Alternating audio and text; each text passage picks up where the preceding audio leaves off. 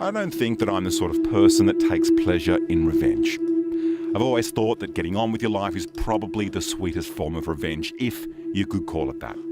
But I'm about to find out that many people disagree. I'm in San Francisco to meet with Nefarious Jobs, whose murky business is revenge for hire. Hi, I just wanted to tell you the truth about your friend Tom. Good old Steve is having an affair. I'm not sure if you realize this, but your girlfriend ain't really your girlfriend. She's fucking Aaron, Tony, Mark, and even her best friend Sarah. See you later, dude. Okay, so I've just got the email from Nefarious Jobs. They said to get in touch with them once I got to San Francisco. Their address here is in the financial district, which is kind of strange. You wouldn't expect hackers to be right in the downtown area. Of course, I'm sure any of these people who I've been talking to, I haven't been given their real names. I'm not going to be taking my phone or my chips or anything in my cards because, frankly, if they didn't like you, they could really do a number on you. So let's hope they like me. John? Hey, how are you? Andy, thanks so much for meeting me. Oh, no problem. Glad to. Have you done any cases of revenge in Australia? Yes. How many? We've probably not as many as I'd like, in all honesty. We've only done maybe 10 to 15 in Australia. You try and find one person who hasn't gotten really satisfying revenge and not felt better. Everyone does. Believe me, I've seen it. And when people come to us, they're looking for real resolution to real problems. I mean, some of these people have been cheated out of millions of dollars sometimes. Some of them have had their hearts torn apart by cheating relationships. And they're looking for someone who can assist them in a different type of therapy, you might say. I am John Winters. I'm the CEO of Nefarious Jobs. But John Winters isn't your real name, is it? No. So how does one get started in the business of revenge? The first month I did do away with a lot of misconceptions about the work we did.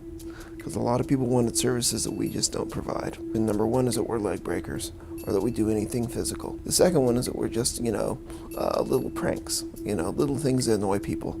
We don't do that either. As we sit and talk in a rented office downtown, it turns out my assumption that they're hackers is somewhat misleading. Nefarious Jobs are more like private investigators crossed with smear merchants.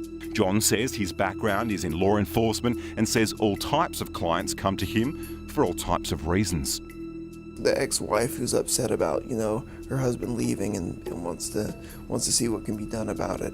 Or you're going to get the business partner who has been, completely screwed over and forced out of his company. One of our first questions is, do you have any information regarding any illegality performed by the subject? Oh yeah, they like to go out and snort coke every Friday night, at so-and-so strip club. Or, they're involved in insider trading, and I've got these documents to prove it, that they own a shell company that's trading under this. No problem, give us that. Next thing you know, it's in the hands of the SEC. The question over what they actually do to people for money is best answered by what packages they offer. A menu of dishes best served cold. Lowest level is definitely going to be revenge against an ex. We charge $18.50 for that. Like, let's say you have an ex and gave you herpes. We will take an STD kit. It is a big, huge package with a big medical cross on it, big red one, and we'll send it directly to their job with their name right on it. Before you know it, it's wildfire all over the office. We have Reputation Shredder. That's about a $2,300 package. First, intensive background investigation, usually with a man on the ground following. We try and dig up whatever possible dirt we can, and it has to be true now, or it has to be the statement of the client, and we'll post that everywhere. And good luck getting it taken off of 5,000 websites. When you start getting into the works project, that's where my teams really begin to shine. We put private investigators on 4 different aspects of their lives. The works, you have to understand, is not available for anyone under 30 years of age. And that's because the psychological damage caused by these particular operations are far too severe. We figure for anyone to recover from who's under 30. I can't talk a lot about TA. That is a completely tailored operation. If they like to jet overseas and, have wild flings with 10-year-old boys, we will find it. We will get pictures. Total Annihilation is the type of operation that doesn't end until the client says it does. It costs $10,000 and $500 a month for continuation. We all take bets in the office to see how long a person will last. Our longest, our 4-monther, he lasted Total Annihilation for 4 months. He is now eating trash out of a garbage can somewhere in New York City. But I mean, ethically, you walk a really fine line. How is this stuff legal? I think we're gray line, definitely, but we don't step over that line. We will cooperate completely with federal authorities or law enforcement should they request it. How do you sleep at night? How do you go home at night and think about the target and what they've gone through? I do walk a delicate karmic balance. I'll be the first to admit that. But I try and temper the work that I do with a little bit of compassion and knowledge.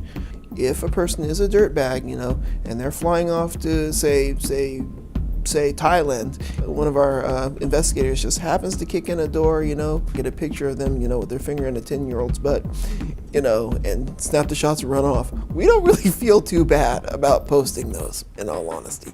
And did you research anything about me in the lead up to this interview? Yes. Did you find anything personal? No, we don't operate like that unless we have a reason to, and we saw no reason there. We've been talking for a few months now, and you seem very above board. As I left John's office with no real way to verify any of what he told me, I'm left with a grubby feeling that just won't go away. I really, really love my work. You have to have a real passion for assisting people in finding resolution to difficult situations if you want to do this kind of work.